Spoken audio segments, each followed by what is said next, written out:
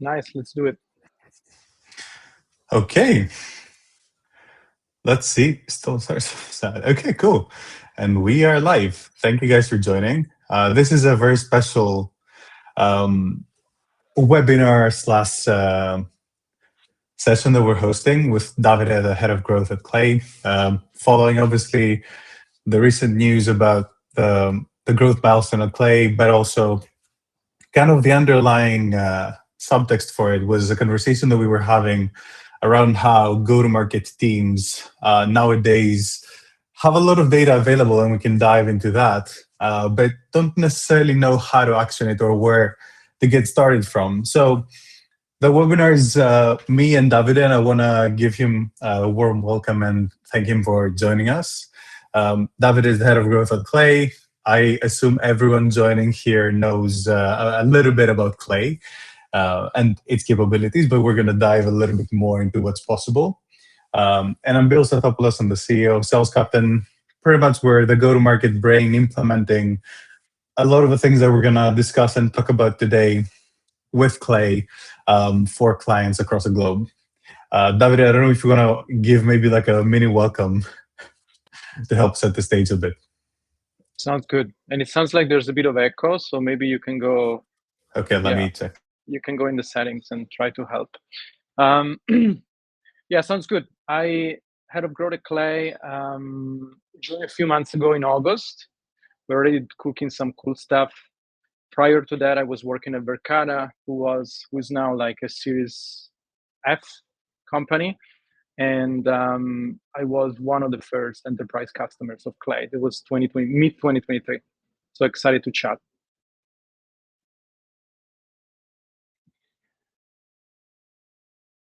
We cannot hear you, Bill. Okay, we'll iron it out. And I hope there's no background noise right now or no echo. Yeah, I was just saying, let's start setting the stage. We're in a really interesting time heading into 2026.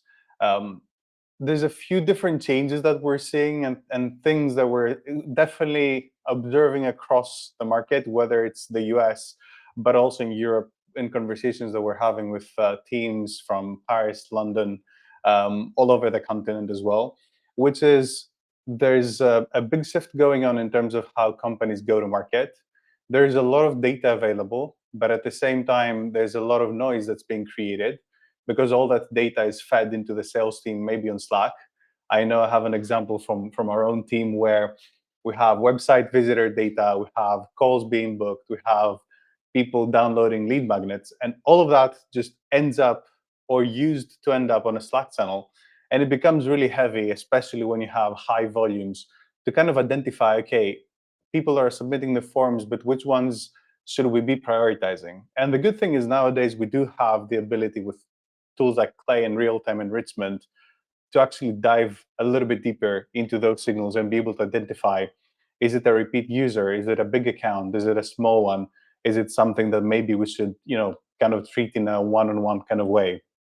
So, like, I would say these are kind of like the basic ones. And I know we were discussing in preparation for this, and you were sharing a little bit about how intent signals just by themselves might not be the answer to like every problem, like just looking at an individual signal. If you want to share a little bit more about that. Yeah, like not even talking as a Clay employee, I guess, like more talking as a go-to-market operator. Like I used to be a big hater of signals, right? And the reason I think is because I was trying to have a linear correlation between you detect a signal and then you send an email, which I think 90% of the times doesn't work. The 10% are very like specific custom signals that you get. But what we're going to show today is the way that we internally like, and hopefully others also use the signals, which is a bit more an orchestration way to do it, which I found a lot of success with. Yeah, that's quite cool, because what we're going to be presenting is a framework and the methodology for not just how to map out the activities that are going on and the different signals, but also how to funnel that into actual activities. And I think this is like one of the other really big changes for 2026. We're no longer seeing teams being stuck in silos where, sales, it's doing its own thing, maybe they have an ABM list that they're reaching out to. Yes, the list is enriched with Clay and all that, but like it's, one kind of activity happening there. Marketing is running some webinars. Yes, they have their ICP and they're enriching people joining, but there's no correlation with what sales is doing on the other end. No connection in their activities, and I think like that's one of the other big kind of shifts for 2026. It's that things are going to become a little bit more signal driven and intent driven. Not in the way, as you said, that hey, I have identified one website visitor and I started spamming them, but in a way where everything is coming together in a really nice way. A good kind of segue into that, and it kind of paints the picture for what's possible and also for why there's a need for everything that we're going to be discussing today is what I call the B2B data renaissance, right? So we lived through the Facebook ads, e-commerce, drop shipping era, where the availability of data and the ability to track everything across the world, across the digital world at least, allowed us to have really segmented, really specific ads, really cost-effective ads, and made e-commerce explode. The interesting thing is we're now seeing kind of the same thing happen in B2B, not because we have better raw data, but because we have the ability to process the data in real time with tools like Clay, of course, and actually make sense of that data, and not just process it, but also go a few levels deeper and look at it, for example, at the, I use it as an example, the marketing agencies category on LinkedIn, and be able to distinguish between B2B marketing agencies, B2C marketing agencies, programmatic agencies, media buying agencies that are also doing web development or are also doing data work. And the ability to do all that, plus capture any kind of signal that's being generated across the web and interpret it, and kind of map all that data, is awesome. And I'm a big fanboy with regards to anything that has to do with having more data and more power in that regard. But it creates a lot of noise. I had captured a screenshot from our Slack, but I ended up not including it because every single row was literally like a different account, a different activity going on. And the new reality for 2026 is companies are going to need to be a little bit more sophisticated with what they do with that data that we now have available. Like, yes, we have the data, but that data needs to be mapped out to a specific account. It needs to be mapped to kind of like a buyer's journey in a more broad way. Like, okay, is this account, it might be a priority account, but they're not showing intent in terms of buying right now, or they're a priority account, they're a good ICP fit, and they're just signed up for a demo and they valid their credit card. So kind of like the steps that I feel like companies need to be taking moving forward is starting obviously with mapping their entire TAM and being aware of the companies in their universe, but then also being able to identify where each company, each account is on the journey, and then they're orchestrating different activities based on who the company is, what the company is doing, and how much of a fit they are or they aren't. And this is kind of like what it looks like when you put everything together. When you have marketing creating awareness, when you have sales focusing only when human effort matters. And it's amazing that we can now use AI to kind of filter out all the activities that BDs shouldn't be doing, not necessarily because we're replacing them, but because they're focusing on higher value activities. Growth and kind of RevOps is kind of the bridge along with AI and Clay that's tying everything together and makes sure that if an account that has been warmed up by marketing needs to now be handed over to sales, that happens in an automated way. And the B2B funnel essentially becomes a little bit more fluid. Like, we do have the stages, it's still top of funnel, middle of funnel, and bottom of funnel. But for every stage, we are allowing every account to move even daily between stages, depending on the activities that they're doing. Which, all at this point, I'm sure sounds awesome. But the biggest question I would have in my head, like amazing, yeah. In theory, it all makes a lot of sense. But how do you orchestrate this in practice? One of the things that we had worked on a little bit earlier at SalesCaptain was what I call like the B2B go-to-market funnel, which kind of represents a little bit some of these types of activities. Like, you have, general ICP outreach, maybe cold audiences that you want to reach with marketing, you want to reach with AI-led outbound. You have kind of your middle of funnel, people that are showing intent, not necessarily aware of your brand, but who are in the market, maybe in a specific Facebook group, in a LinkedIn group, in a Slack community, in a Lume chat, on Bombora as an intent signal.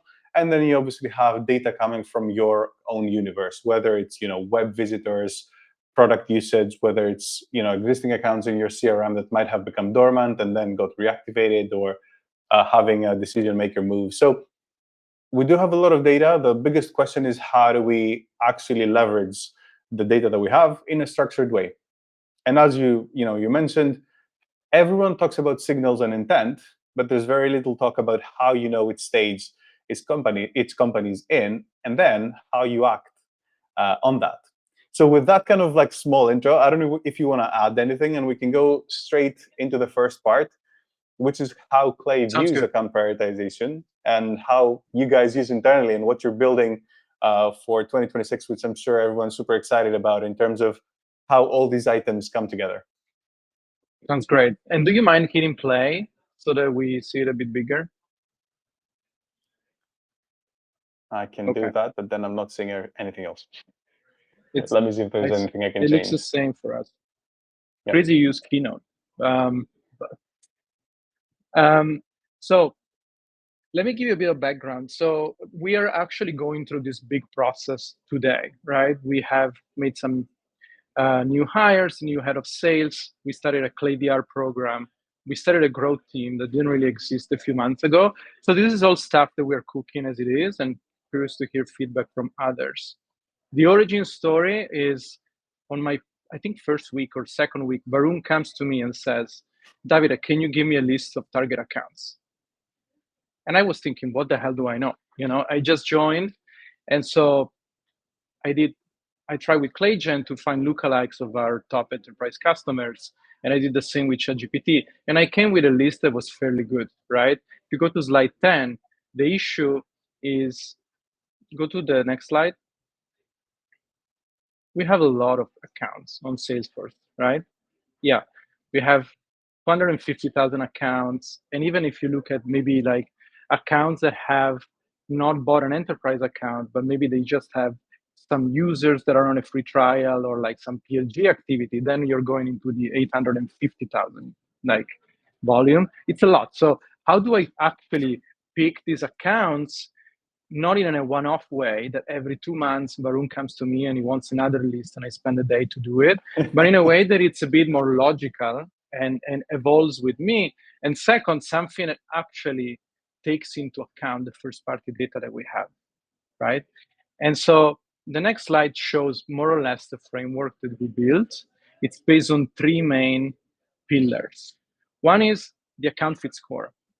This is like, is the company good or bad for our product, right? And this is mostly based on third-party signals. Stuff that, frankly, like any company has access to if they know where to look. And the second one is the engagement score. This is private to us, right? So nobody else knows, but this relates to, are they engaging? Are they aware? Do we have signs to believe that they care about our product and they're familiar with it? The third one is somewhat related to the first one, if you think about it, but it's one step further, which is potential contract value. Let's say this company buys, are we going to make $5,000 or are we going to make 50? Right? It's a very different CAC that you can spend to acquire those 50. So yeah. The ops team, the go-to-market engineering team here at Clay built this amazing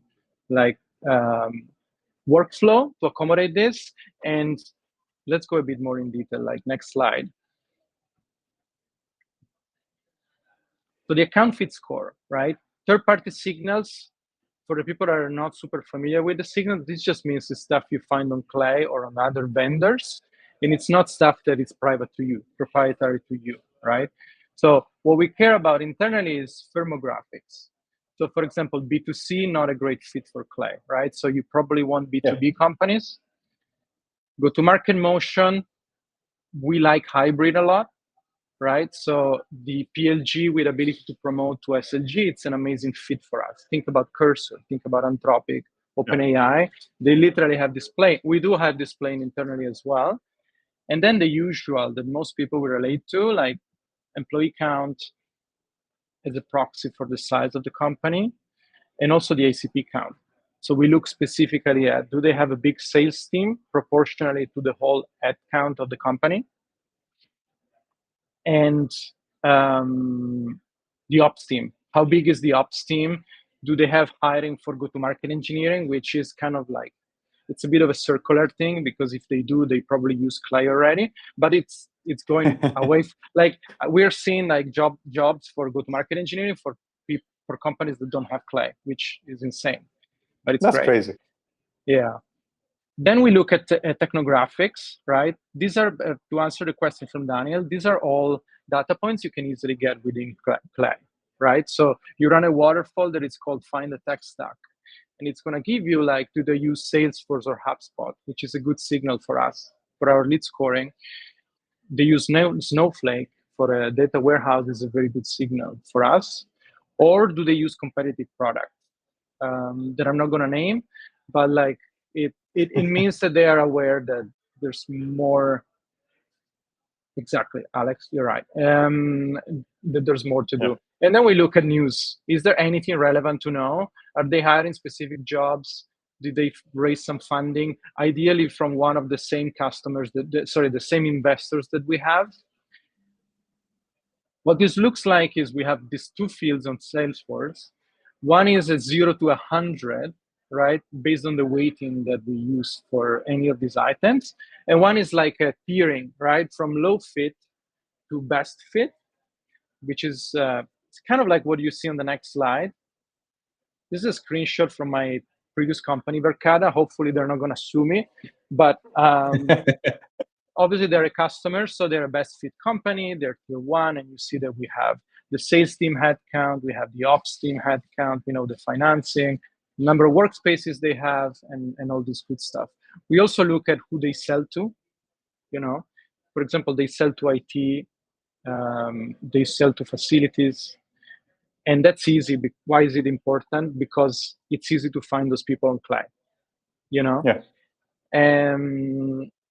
Any questions so far, or should we move on? And as a quick side note, we'll be diving a little bit deeper into account fit score in just a sec as well. I love Perfect. the tier reason field, says Dan. Nice. Yeah. And by the way, that's helpful for the sellers, right? The sellers need to trust this. And without naming competitors that you probably can recognize, like they don't like the black box tools that some companies use to do ABM. They tell you this is an 85 or lead score. You have no idea why that is the case. So they don't trust it. With this case, we can tell them like these are the reasons why we believe it's an 81.9 account fit, which is oddly specific, right? And Anna is asking, like, you look at who they sell to, which is useful in many different ways. If you want to reach out to them, you want to mention, hey, if you're selling to X, Y, and Z, this is how you can do it better. And the second one is obviously when you're selling for your AEs, if they already know who you're selling to, it's easier for them to position how Clay kind of and go-to-market falls in the mix. Okay, second one is engagement score, right? So this is first-party signals, which means you only know those things, right? And this is valuable data that, based on my experience, most companies don't use.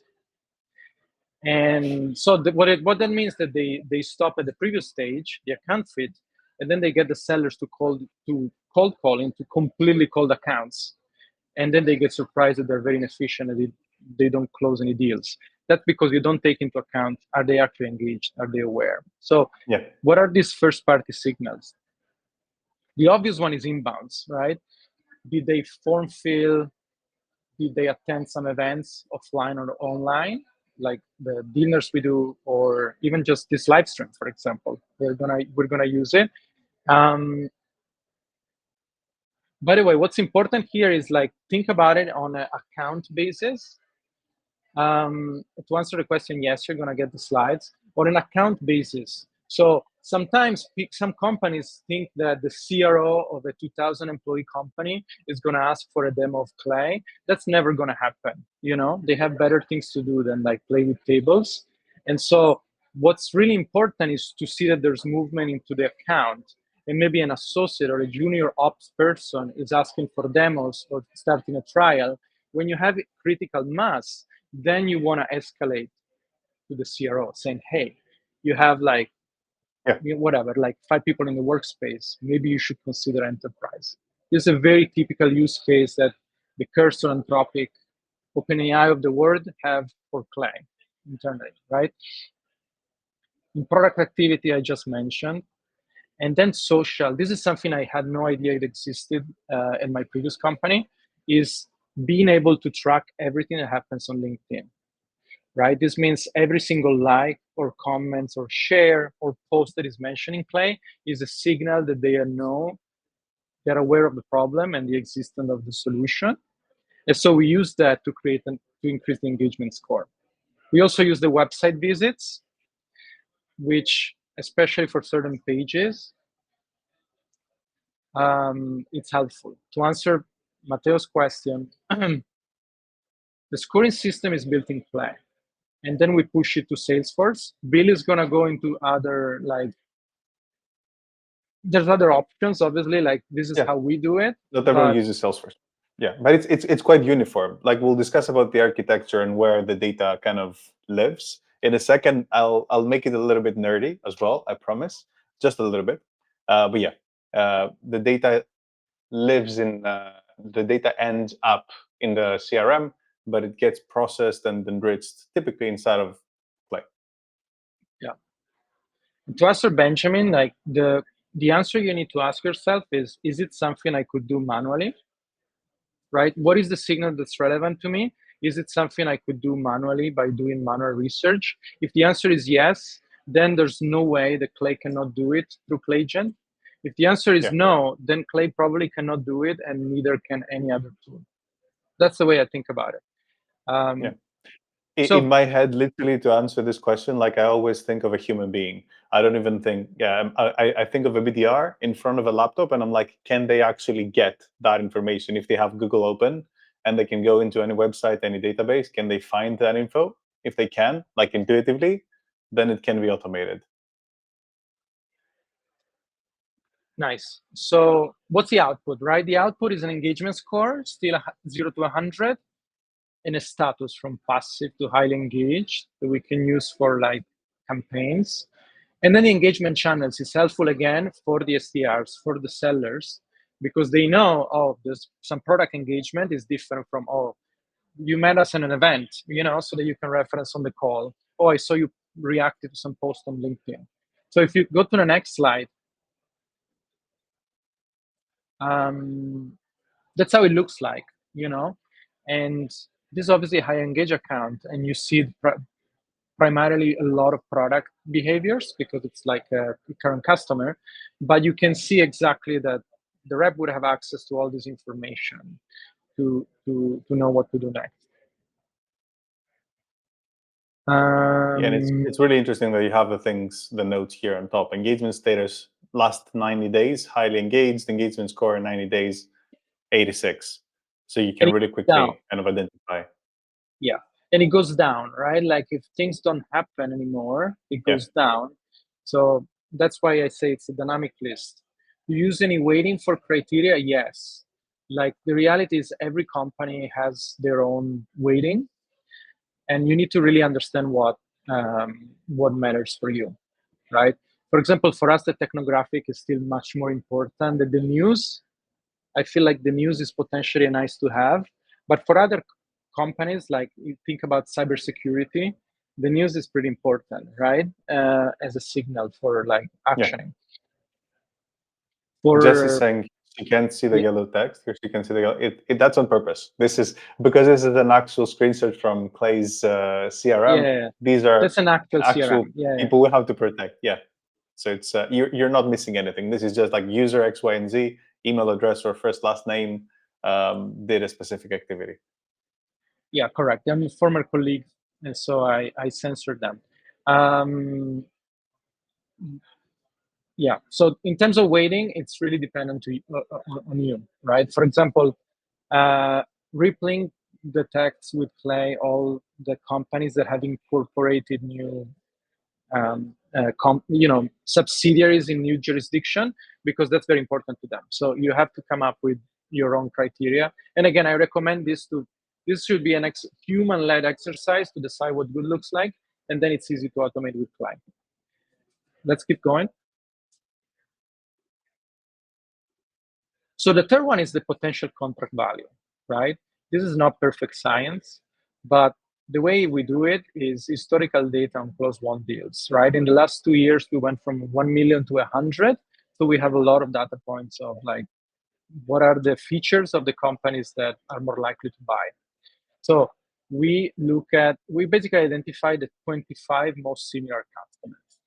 This is based on a pattern of like headcount, industry, again, tech stack they use, region is very important as well, right? And once we identify these 25 most similar customers, we estimate the potential contract value. It's very simplistic, but it's the 90th percentile of the ARR of this 25, right?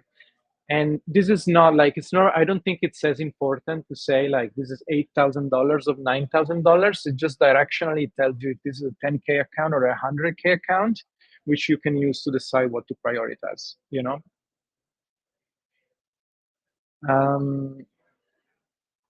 So then slide 17 is like, okay, so now we have all these. The big question is, yeah, how right? everything comes together. Yeah. What do we do now, right? So this is the matrix of what we're thinking. To answer Anna, that's correct. The account fit is a bit more static, so I don't care as much about 90 days. You probably want to refresh it from time to time. Think about a company like Gamma is growing so fast that like, you know, it grows in tier very quickly. But like the 90 days is really important for the engagement because it's a proxy of how likely is the sales rep to be insulted or to be heard when they call. So starting from the bottom left, this is pretty straightforward, right? We believe this company is a low fit. They're also not really engaged. You should probably deprioritize, right? So the way we do is like we push to PLG. We try to not involve sales at all. Same for marketing. Like all our nurture is really designed to have people self-serve into the product without talking to sales because we cannot afford. It's not that we don't want to, it's that we cannot afford from an LTV to CAC perspective to do it. It's going to be too expensive. Then if you move up, now we have low account fit, but they are very engaged, right? That's what I call like opportunistic sales. So we don't do a lot of outbound aggressive prospecting, but we do prioritize the inbounds. And if there's specific signals that are relevant to us, that's like when, you know, you prioritize, they're looking at the pricing page, good sign, right? Like we try to move transparently, which we don't have enough sales capacity right now, today, to process all these people. So yeah, Chris, there is decay, 90-day decay. So we, for example, for all these inbounds that are requesting an enterprise feature, but they're not enterprise ready, we try to move them to a hybrid PLG SLG approach, right? With the live stream, and then we try to kind of like rescore them and push them to sales. From a marketing perspective, what we're really trying to do here is try to focus on lead capturing more than lead generation, you know? So we try to invest very little on top of funnel and mostly on capturing. So PLG signups, like, yeah, bottom of funnel lead capture. Then if you go bottom right, marketing nurture, this is tier 2. There's a typo. This is actually tier 2. So this is a pretty cool bucket. Imagine like this is your dream account, but they're just cold. So that's where the marketing team, and especially what Bruno does, is very important, right? You have to do things not in a transactional way, but you have to do it because it's the right thing to do to warm them up. So we spend a lot on content education, live streams, thought leadership, all the posts we do on LinkedIn. These are all designed for this tier 2 that are high potential, but they don't know about Clay. And from a sales perspective, you also do some prospecting. Like very curated, instead of like saying, oh, do you want to like a demo next week? Maybe trying to add some value. So I work with company X, Y, and Z, and these are the problems we're solving. This is a problem you have in too, you know? Then the tier ones, which is like, this is really like where I guess growth, STR, and sales need to be focused, right? In my mind, these accounts, your sales rep should know how to name them one by one. You know, they need to think about those accounts while they're in the shower. And the idea is they're already highly engaged, but you need to, maybe you have one person or two people that are highly engaged, and chances are, if you're an enterprise-ready company, you need to build a buying center. And so they need to spend time on multi-threading. They maybe need to do some campaigns in a box, like direct mail to unlock the CFO, if that's like the you know, so the guy that has the budget of some sort, and try to build the pipeline. From a marketing perspective, we are still helping, right? Events, dinners are super good, like deal accelerators for deals that are in flight or people that are actively engaged. You know, it's ultimately, we're talking a lot about AI, but sales is about human connections, enterprise sales, you know, enterprise sales. So events, dinners, it's frankly making us more money than cold email. And I think most good companies would say the same. And then we also provide some air cover on paid, either with middle of funnel, case studies, social proof, or like live streams like this, or bottom of funnel to capture additional people from the buying center. So does it make sense, Bill? Is it clear? Any questions? Yeah, and no, in the back of my head, what I was thinking and what I was gonna comment is, and this is me thinking about SalesCaptain and how we go to market, right, and how our clients do it as well. It's like a lot of companies intuitively do these types of activities. Like they will create content. They might not necessarily think I need to focus on my ICP highest fit accounts, but they are creating content. Maybe they're doing it a bit more ad hoc or a bit more randomly, but that's what like good marketing is. For high engagement, high account fit, like, you know, we have recently started hosting dinners which have like really insightful conversations. But I think the framework you're presenting is good because it allows a company to map out all its marketing and growth and sales activities kind of like in one view, and B, because the background that we've been discussing so far, which is how does every account end up in those segments, is now dynamic and doesn't require as much manual input from the marketing, the sales, and the growth team in order to be updated. And it can be, you know, especially for companies that have either a lot of volume of prospects coming to them, or they're, you know, lower deal sizes or lower ticket, and by definition they have a lot of accounts that they're processing, because Clay can also get quite enterprise, right? Like it has a deal size that definitely warrants the top right corner having special treatment from sales. But there's like also companies that are maybe PLG that can also benefit a lot, and they don't have that many salespeople. So it's like Clay's in a really good position because based on what you're building, I think a lot of companies can see themselves in this kind of diagram and kind of identify where they need to be focusing more and maybe focusing less on. Yeah, and it's actually a really, really nice framework as well, because as you know, we've been discussing since the beginning, it allows every team to focus on the items that actually make sense. I think the other important thing to mention is that it creates the connection between the top of funnel and the revenue. Yeah. Right.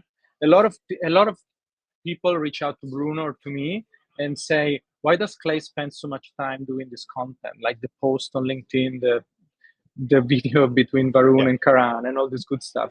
This is because we have, through this methodology, a way to understand, is this good or bad, right? Every time there's one of those posts, we are pulling the social listening, which means the people that are engaging with it.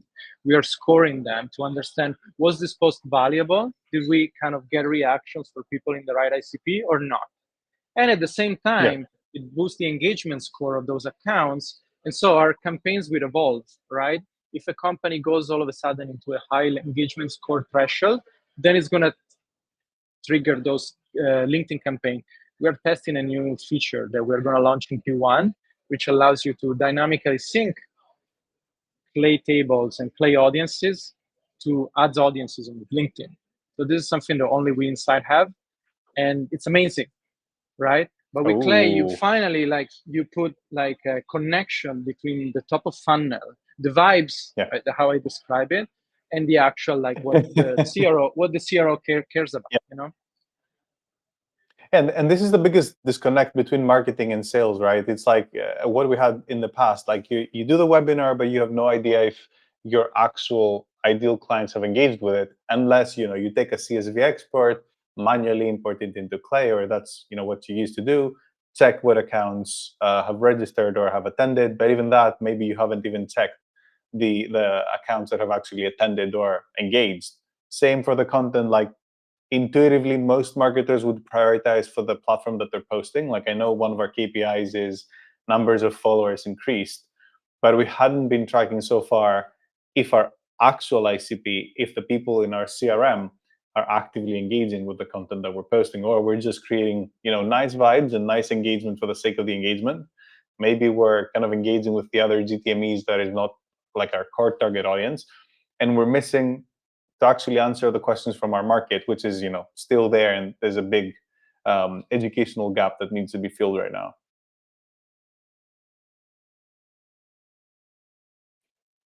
Yeah, no, Nice. that's we'll have the opportunity to dive in a little bit deeper, Let's do it. and I want to invite you to step over and step on as much as you like as we go about kind of recapping and going into a bit more depth about everything that you've shared, and also kind of showing the playbook for how to actually implement those things for any business out there. This is kind of how to get it done. There's the 3 layers that you mentioned as well, which is account fit score. I used to call it ICP fit or ICP filter in my head, but you can now have an actual score that shows you how close you are to your kind of ideal clients. Account behavioral score, how warm prospects are, and then potential contract value. And for each team, that's the other thing. Like, there's no playbook that says your account fit score needs to be this way or that way. Like, it has to be specifically defined for them. Account fit score, obviously, we've already shared a few of the criteria that companies can use, whether that starts, let's say, with LinkedIn data as the baseline, or even data they've scraped from Google Maps. In fact, I actually have a list of all the Google Maps business categories, because we kind of try to nerd out and explore as many of them as we can when we're doing the segmentation of different businesses. And I think the important thing to mention here is every company needs to identify not just like the basics, what is the main industry, what is the company size, but their own proprietary kind of hero signals that are unique to its own business model and only make sense for its go-to-market. So, for example, I think you mentioned before that for Clay, you tend to look a lot into whether someone is using Snowflake or not, secondarily also if they're hiring. And that's actually quite interesting, because intuitively most companies with the data that we had available so far would just stop at like a surface level, right? Like, what can I find on LinkedIn Sales Nav? What are the filters I can pull? What is available on Apollo? Perfect. What's the industry? What's the job title? Let's just reach out. Let's enrich based off of that. But it's actually quite interesting once you start digging a little bit deeper and using AI, whether it's Claygent or like any AI model, pretty much to identify things that only make sense to you. Like maybe size of web development team in house, if a company has a team like that, or is doing their own web development, or for rippling, for example, like a really obvious use case, which is not that straightforward to track but super valuable, is if someone has incorporated in a new country.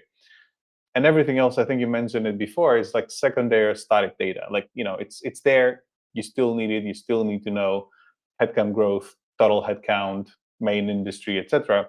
But it's like those small details that actually make a difference. And obviously, like a bit of a shameless plug from my end, like Claygent has really been of tremendous help in like being able to orchestrate those kind of details for every company, not just looking at the obvious details, but like going a little bit deeper. And it actually reminded me, like I was doing an interview 2 days ago with an old friend, and I was sharing how SalesCaptain has evolved. Back in the day, in the pre-Clay era, in the pre-kind of AI era, we used to have a team of data analysts based in Asia. Think of like BDRs, but only doing the research part. They would literally go to the website and try to identify the sub-industry and the sub-ICP and the company's business model, if it's an agency, if it's a service business or a software business, if they have enterprise pricing or show their pricing on the website. And it's like the unlock once AI came around was so obvious and so kind of obvious, I think is the best word for it, that it really kind of allowed us to shift our entire business model around that. And that kind of obsession on data, that was going to be my main point, is what allowed us to be more effective in our go-to-market, whether we were doing it for ourselves or doing it for other companies. And I think a lot of times like companies underestimate how important like having a really kind of unique insight about the companies you're actually trying to help that you can get not just by looking at a company, but sometimes also by doing interview calls and looking at the demo calls and looking at the closed won accounts and kind of investigating a little bit deeper into what was it that helped them close. That's it pretty much. That's account fit. Account behavioral score, I think you've mentioned quite a few interesting things there. I wanted to touch on like a few kind of things that made sense from a product-led growth standpoint, because we work with a lot of different types of businesses where product usage, for example, and feature activation makes a lot more sense versus, for example, sales engagement, because a lot of these companies don't have that. And we're pulling in data into Clay from either a custom database or from Mixpanel or product analytics tools makes a lot of sense. So things like how many times have they used core feature, have they added a credit card, have they integrated with a key tool? And it's interesting how like these types of activities in the past, we were only able to do them through like a data analyst, digging deep inside of an analytics tool. And even then that information would like stay stuck in that analytics tool. Like it wouldn't really be used from sales to activate sales or any other kind of campaigns and engagement, unless we were talking about like a super enterprise kind of motion.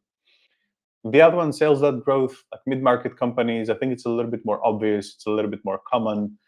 People looking at pricing pages, repeat website visitors, people looking at sales materials as well. I think I found that quite useful for kind of our own go-to-market as well. Website content interaction or any personalization you might have available, engaging with competitor comparisons or engaging in platforms like G2, for example, and reopening emails from SDRs can be true gold. And then for enterprise, it shifts a little bit, as you said, events and dinners, maybe even like webinars. Go ahead. I saw that you said outbound replies. Yeah. Right? We try to only look at outbound positive replies. Nice. Because otherwise you get flooded with like automated responses or like insults and like negative replies. And so but it's a good point. We actually build kind of like a mini system that uses both N8N and Clay to allow us to identify the replies that are coming in when it has to do with outbound and classify them into positive reply, demo request, product request, whatever it is. And we obviously only factor in the positives. The negative replies, we use them in different ways. We use them as intel for how to improve the go-to-market, but we don't use it obviously to do kind of any actions on that. So it's replying positively, obviously, to the outbound campaigns. You don't want to use any type of reply as a signal. As you said, there is a lot of noise there. That's not useful at all. And it is, it's telling, because in the past we didn't do that. Like there was a Slack channel where every single response was coming in, and our team had to manually go through all the replies and identify which ones were important, which ones that we had to forward to add to the CRM and all that. And now all that process is being like 90% plus automated. And going back to enterprise, which, as you mentioned, is a little bit more offline, maybe requires a little bit more buying committee kind of validation, whether they're included, how many departments from the same company are actually in the proof of concept or in the demo, in the trial, in the discussion. For that specifically, like we built an AI kind of researcher that identifies the buying committee for a company that we want to add to our CRM, and it automatically fetches additional contacts from LinkedIn, because we want to make sure that the right stakeholders are actually involved. And then we also check, if they're engaging with the account at all. And I have like a good use case, and it ended up from the conversation that we were already having where you were sharing how you guys actually use polls inside of the webinars. I don't know if you want to maybe talk a little bit about that and kind of how you leverage that information, not just to understand who has registered for something, but to get actual intent signals and behavior scores for different accounts. One example is, yeah, this is nice. So we get a lot of demo requests every month, right? This is not a flex, it's just like sharing like the reality. And to an extent, a lot of these people want to understand what Clay does. They heard a lot about it. And at the same time, we don't have enough sellers, right? To go one-on-one for each one of them. So the way we thought about it is to create a hybrid PLG SLG. The way it looks like it's a live stream like this one, where I present Clay for marketers, for example, right? Or Clay for RevOps. And throughout the presentation, you ask for polls, right? You can see polls on the right, which we're not using today. The polls keep the conversation interactive. So people say, oh, what's your CRM? Salesforce, whatever, right? And at the end of the day, we can pull all this information and we can give it to the SDR. But even before doing that, we use this information to decide whether we should send it to the SDR at all, or we should just send an email that says, here's 2,000 free credit to try Clay today, So that's an idea of how you can kind of keep testing the behavioral score by having more inputs, like manual inputs from the customer. Yeah, exactly. It was actually brilliant, because before the conversation, we would also stick to like, hey, attended event, registered for event, maybe submitted a few kind of specific details when signing up for the event, but that's pretty much it. And it's quite nice. We don't have a poll, by the way, set up for this event specifically, but maybe we can do another one at some point if you guys want to be scored in Clay's kind of system, and see what kind of that triggers. Someone was asking on the chat if Clay can extract LinkedIn activity directly, like page visits, likes, comments, etc.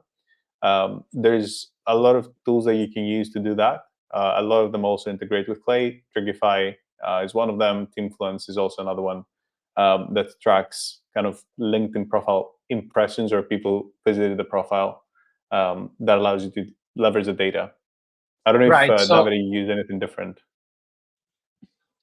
We use Clay to do it. Clay uses the native API of LinkedIn. Why is that important? LinkedIn is very nasty about this, and I think rightfully so. Scraping LinkedIn is illegal. So what we connect to the native API of LinkedIn, what we can get is every single post where your company is tagged. This is assuming you are the owner of the LinkedIn account. I'm the owner of the Clay LinkedIn account, so I can see every single post where LinkedIn is mentioned. And also for a specific post, I can pull information about every like and every comment. And then you have it all, and it's dynamic, right? It's called social listening.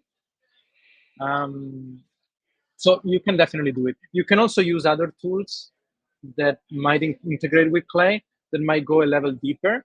But the reason we don't do it is not we cannot do it, because we use the native API of LinkedIn, so you're safe. You don't get your account nuked. That's kind of what I'm going to. Yeah, I totally hear you on that. And it does make sense. We tend to use other tools as well. It's interesting to see what kind of data is available, but yeah, I get your point. LinkedIn is being really strict with how they treat aggressive scraping. I can also bet on that, and not in a good way. Cool. So this is account behavioral score. a really interesting use case is the tool that, the platform that we're actually in, SQL. This is like I pulled it right from their website, and it's actually quite telling that, kind of the infrastructure and the behind the scenes that we're discussing, you can actually see it depicted on the tool itself. And that exact info you can also then push to your CRM dynamically, which is, quite nice. And the last step, as you mentioned, is potential contract value, how, when, what that happens. We actually have like an interesting use case for a B2B SaaS company, also US based, I think Series B or Series C, that caters to wellness businesses. Wellness is like a big industry, a big category. So it includes anything from gyms to spas, massage shops, like a lot of it, tattoo shops as well. So one of the basic kind of ICP scoring criteria was A, do they belong into any of those kind of 5 business categories within Google Maps? If they're multi-location or single location, which is both an account fit score, the more locations that they had, obviously the better fit, but also the more locations that they had, as you can see below, the higher the potential contract value, also based on the number of employees, which we used Claygent and Zenrose to extract from their website by identifying, are they tagging the owner? Do they have team members added in the booking system when you're trying to book like a haircut or, a nail or any other kind of service? Scraping the website to identify the number of employees, and then segmenting by competitor. Like if they were using specific competitors, we knew kind of what their pain points were, and we would feed that info both to the BD team that was doing cold calling, both to the outbound campaigns and have different messaging, but also to the AEs who would, when they would jump on a call, they would be able to present different features that the platform offered versus every competitor that they had. And then for account behavior, it's quite obvious it was a little bit more product driven. Had they done a free trial? Have they viewed the pricing page? Have they requested a demo? And how much have they used the product? Similarly, I think it was a 60 to 90 day kind of usage of the platform.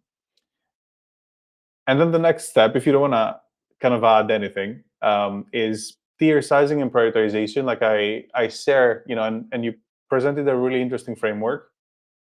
I view it a little bit more with regards to what each department should be kind of using or being involved in. So I've added that, and a little bit more notes. Obviously, every company will size their tiers in a different kind of way, with one of the basics being, for example, for tier 1, having a number of accounts that's relevant and correlated to your number of AEs.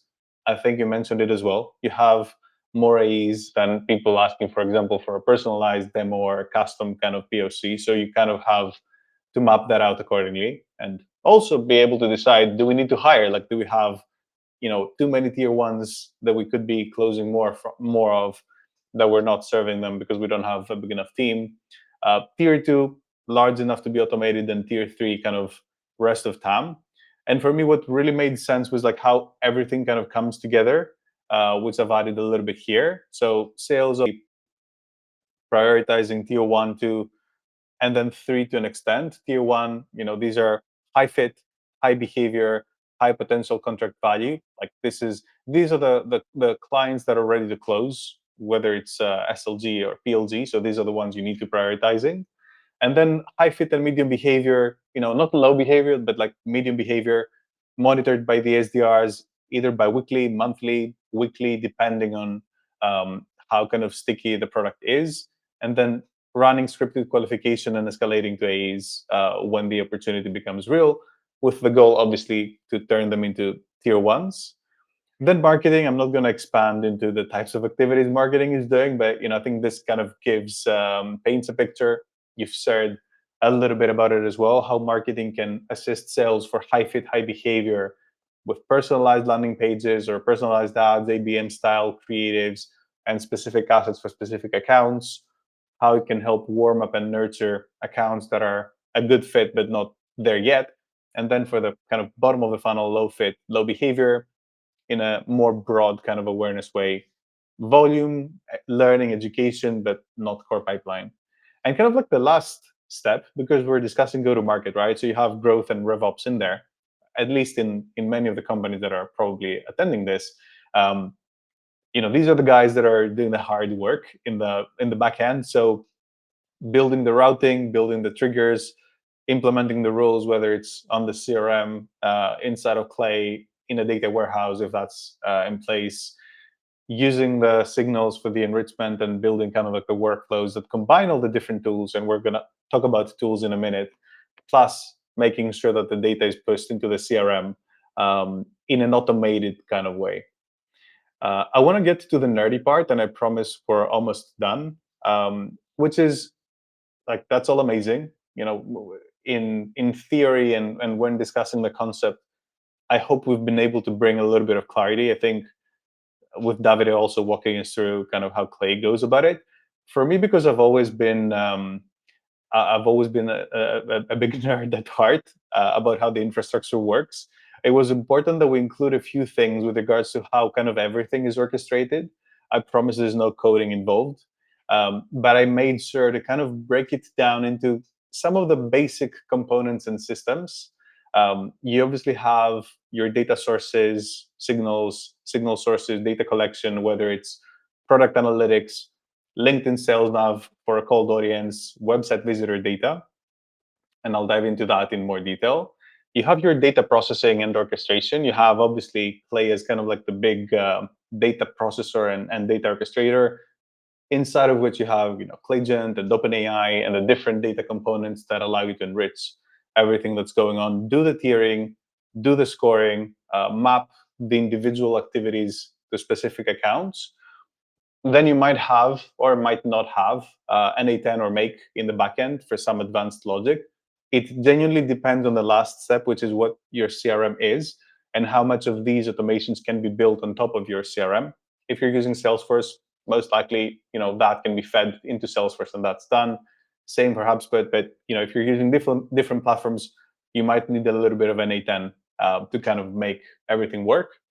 And then the last step is CRM, systems of action, and marketing platforms, meaning not just having the information stored in the CRM, which is one thing, but also engaging the different teams. So this is where you have Slack, where a notification might come in that, hey, this account has turned from a tier 2 to a tier 1, and an SDR needs to take on, or an AE.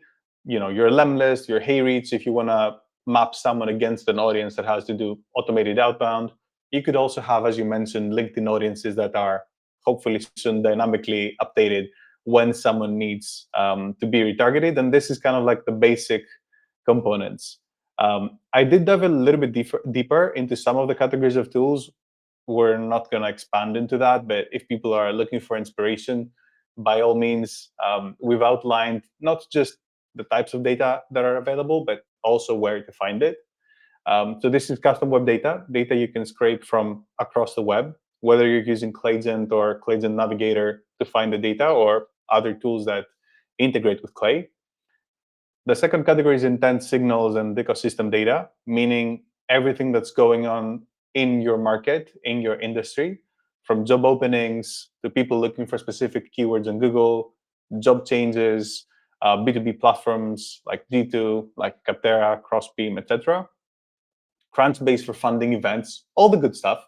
Ocean.io for lookalikes, Trigify or not for the social engagement data. And then finally, obviously, the first-party data, right? Like things that are going on inside of your product, inside of your CRM, on your website, the replies from outbound, things that are kind of unique to your business alone. And the final step, obviously, it's like, these are the tools. The final step is how everything kind of comes together. And I promise this is as nerdy as it gets. Yeah, can I just one quick thing? It looks a bit overwhelming because you see a million logos. The reality is most of the integration he is talking about are things you can pull straight from Clay, Yeah. So you build the workflow in Clay and you can call this, for example, like go back, Apify, for example, and it's not as hard as it looks from the slide with a million logos. Okay. Yes. If it looks complicated, by no means that was not my purpose. The basic thing to keep in mind, obviously, is when we were discussing the criteria for every company, that's a specific list of probably finite account behaviors that they need to map out, tools that they're using, and also obviously ICP criteria that they need. So for example, Store Leads, it gives you insight and intel into e-com audiences. Built With gives you technographic data. If you don't need technographic data or e-com related behaviors, you don't need that. So for most companies, I would say, and that's why I mapped it out here, you probably need like one or two data collection and signal sources, maybe three. And to your point, 99% of the tools, I think all of the tools that I'm showing on the slide integrate natively with Clay. And even if they're not, like it's a really simple integration and making them work.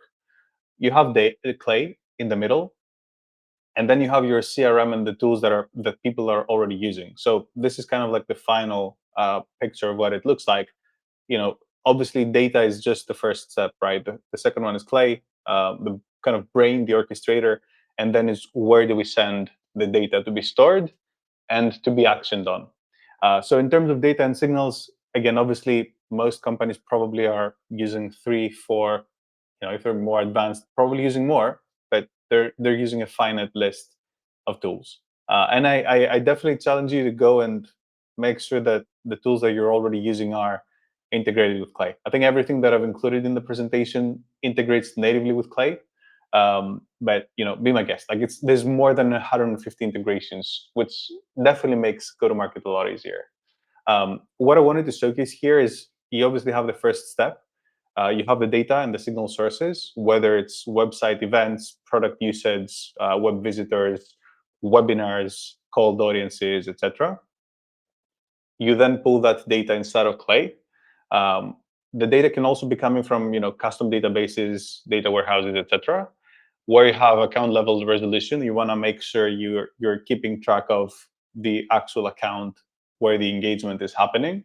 Score that account for the ICP score, the account fit score, based on everything that we've discussed. Include the account behavior score, the perceived contract value, and then do the tiering based on the notes above, and obviously your own kind of tiering criteria. And then that info lives inside of your CRM.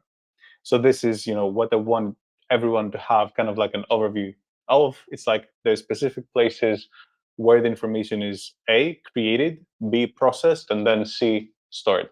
And the final part is obviously, again, things we're all already doing, which is if we want to reach out to a specific audience, then we want to pull that list inside of Lemlist or Apollo or Outreach. If we want to run ads, obviously we have to push that into the right audience. If we want to run PLG or have customer success included, again, obviously this is kind of like the last point. So this is how everything comes together.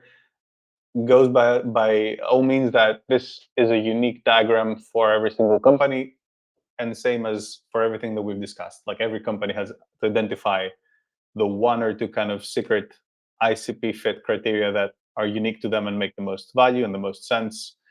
Then the account behaviors that actually matter, because there's all these things in the universe that we could be tracking. We want to identify the ones that actually matter, that move the needle for us, and then be able to interpret those behaviors and action them accordingly. So store them in our CRM and then action. That's the framework. That's as complicated as it gets. Awesome. Do we have questions or time for questions?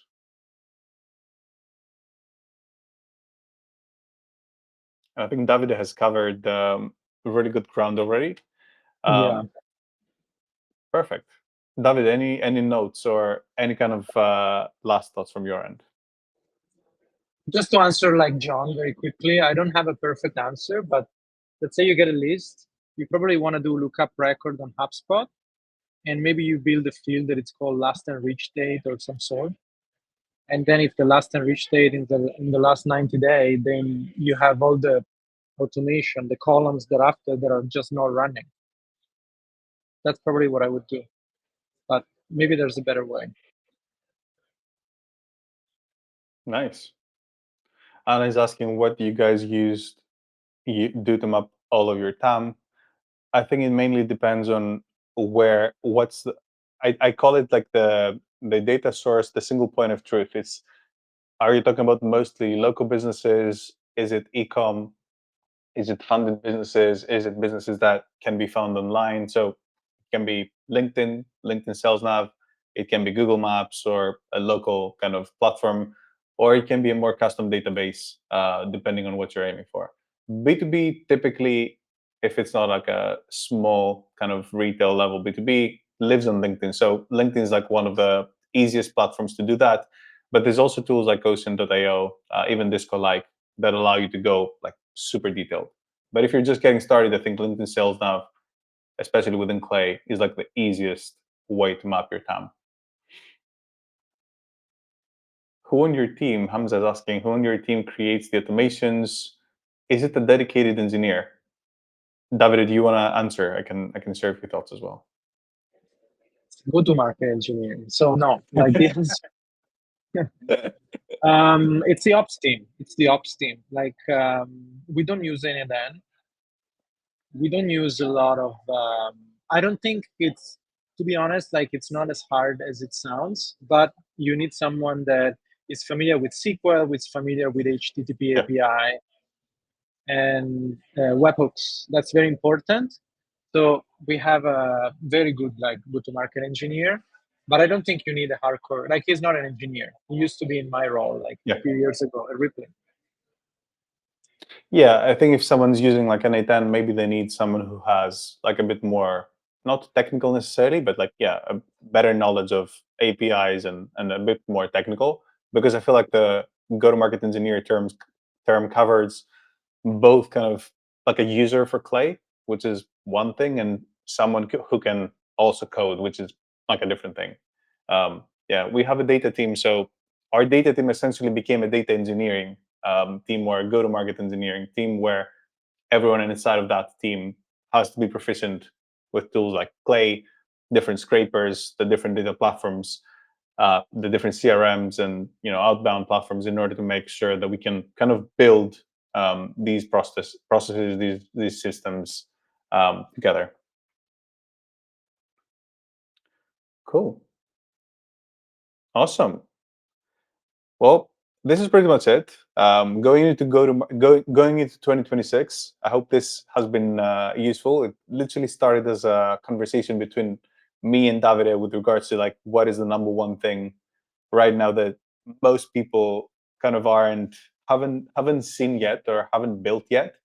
And the interesting thing is, as I said, like having a lot of conversations with a lot of different companies, not necessarily in the Clay universe, but in the B2B space, I kept seeing the same thing. Like the companies right now that are using Clay, that are having go-to-market engineers in-house, that are in this world, let's say, the next problem they're solving is literally what we've been discussing today. So Davide, definitely big thanks for joining, for taking the time, working together. Everyone who joined as well, it was a pleasure for having you guys. You can obviously reach out to us on LinkedIn at least, or via email if you have questions. We'll make sure to send over the slides to everyone who attended, not everyone who registered. No, I'm kidding. We'll send the list to everyone. So if you guys have any questions or need anything else, there's also going to be a link in the slides to download a lot of the go-to-market workflows that we've built. You can literally copy and paste them. I hope this has been useful. Thank you guys for staying with us. And thank you, Davide, for helping, and Michael as well, and Theo for helping host this and organize everything. Thank you all for the time. I will probably, if I get time, I will email a few of you, but or maybe all of you. But like, I need to find time. We're actually building this, so it's busy. Thank you so much for taking an hour of your day. I appreciate you guys. Thank you all very much.